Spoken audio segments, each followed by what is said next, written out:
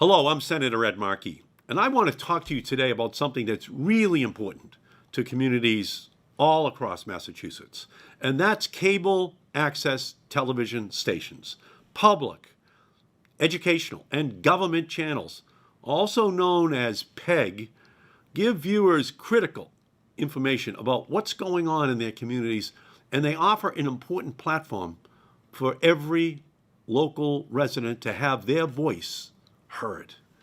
From Falmouth to Framingham, from Pittsfield to Provincetown, local access television serves as our 21st century town squares where the issues of the day are discussed and people's voices can be heard. With 220 PEG organizations in Massachusetts alone producing anywhere from 20 to 100 hours per week of programming for each one of those stations, these channels connect us to our communities and they enrich our lives. These channels monitor local city council meetings.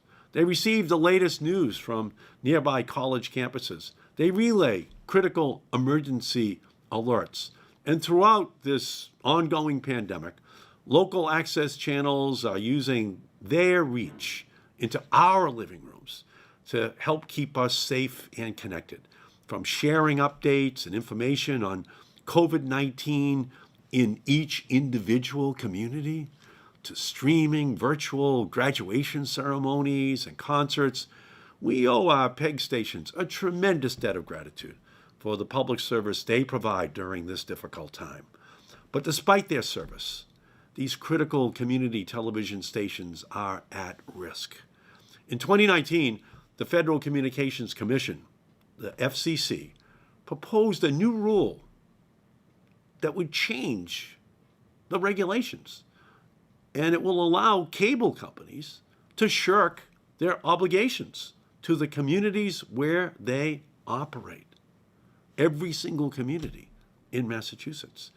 Because you see, currently, local governments are allowed to require cable companies to meet demonstrated community needs by providing contributions that benefit schools, public safety buildings, and community television stations.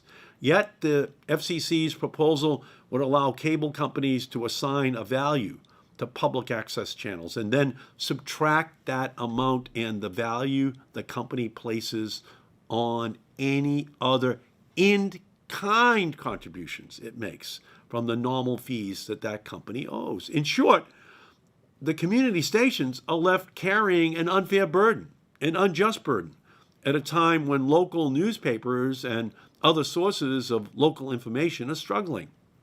Now is the time when we should be exploring ways to expand, not subtract, from ways that residents can learn about their communities.